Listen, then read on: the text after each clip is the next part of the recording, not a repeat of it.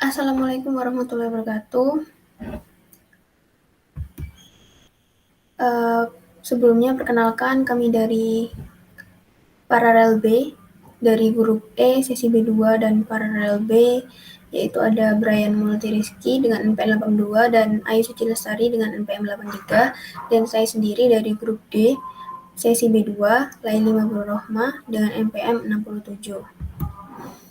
Nah, dalam fermentasi merupakan suatu proses perubahan kimia pada suatu substrat organik melalui aktivitas enzim yang dihasilkan oleh mikroorganisme. Nah, untuk mikroorganisme yang berperan dalam fermentasi cuka yaitu Acetobacter aceti dan kapang untuk merubah gula menjadi alkohol, lalu alkohol dirubah oleh Acetobacter aceti menjadi asam cuka. Dan selanjutnya, asam cuka merupakan suatu larutan encer yang dihasilkan oleh bakteri asam asetat, yaitu Acetobacter aceti, dari etanol encer dengan menggunakan zat karbohidrat. Selanjutnya itu fermentasi asam cuka. Fermentasi asam cuka atau asam asetat adalah fermentasi yang terjadi saat kondisi aerob dan dilakukan oleh bakteri asam cuka, yaitu Acetobacter aceti, dengan bantuan substrat etanol. Pada proses ini, energi yang dihasilkan lebih besar 5 kali jika dibandingkan dengan fermentasi yang dilakukan secara anaerob. Bakteri asam asetat adalah sekelompok bakteri gram negatif yang mengoksidasi gula atau etanol dan menghasilkan asam asetat selama fermentasi.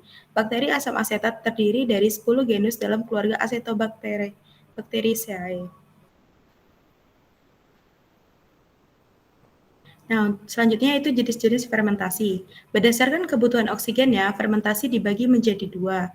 Yang pertama yaitu fermentasi aerob, yaitu fermentasi yang membutuhkan oksigen. Sementara fermentasi anaerob adalah fermentasi yang tidak membutuhkan oksigen. Contohnya, pada fermentasi aerob yaitu dilakukan fermentasi asam cuka dengan bantuan Acetobacter aceti. Sedangkan untuk fermentasi anaerob adalah fermentasi wine dengan dibantu ragi Saccharomyces cerevisiae.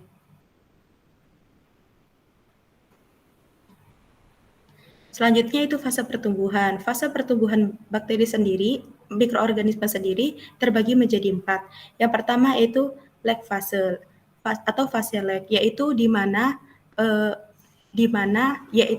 tempat mikroorganisme ini atau bakteri ini beradaptasi terhadap tempatnya.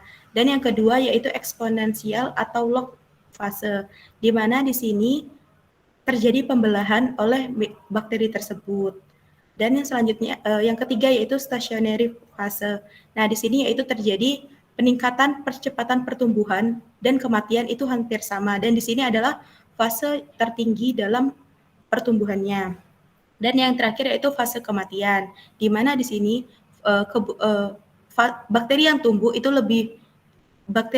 lebih kecil daripada bakteri yang mati, sehingga di sini mayoritas bakteri telah mengalami kematian. Kemudian dalam pembuatan asam cuka terdapat dua mikroorganisme yang berperan dalam pembuatannya. Yang pertama adalah Saccharomyces cerevisiae dan Acetobacter aceti. Suhu pertumbuhan dari Saccharomyces cerevisiae adalah 35 sampai 30 derajat Celcius dan suhu optimumnya adalah 28 sampai 30 derajat Celcius dan suhu minimumnya adalah 9 sampai 11 derajat Celcius. Kemudian secara Saccharomyces cerevisiae ini dapat tumbuh secara aerob maupun anaerob pada substrat yang mengandungnya gula dan bersifat saccharoflik. Kemudian untuk bakteri Acetobacter aceti ini bersifat obligat aerob. Etanol dioksidasi menjadi asam asetat dan asam laktat dioksidasi menjadi karbon dioksida dan air. Suhu optimum pertumbuhannya adalah 30 derajat Celcius dengan pH optimumnya adalah 5,4 sampai 6,3. Selanjutnya,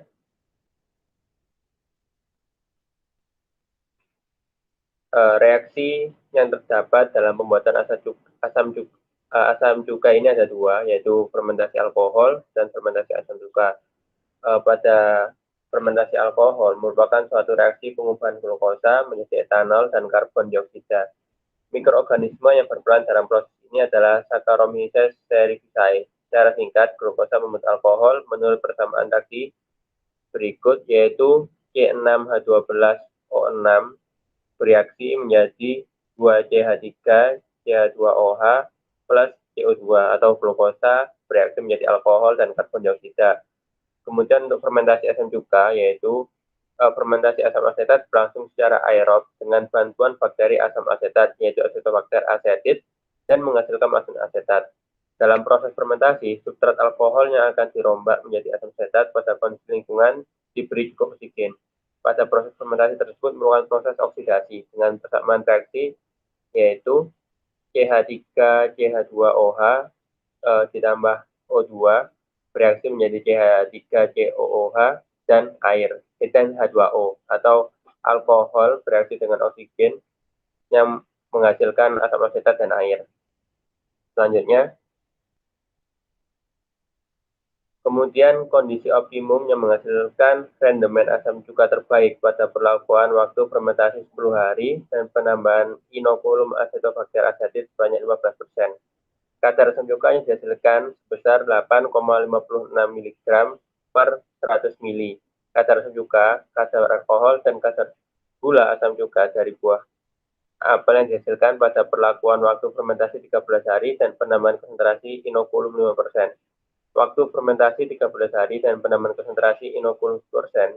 Waktu fermentasi 13 hari dan penambahan konsentrasi inokulum 15%. Selanjutnya,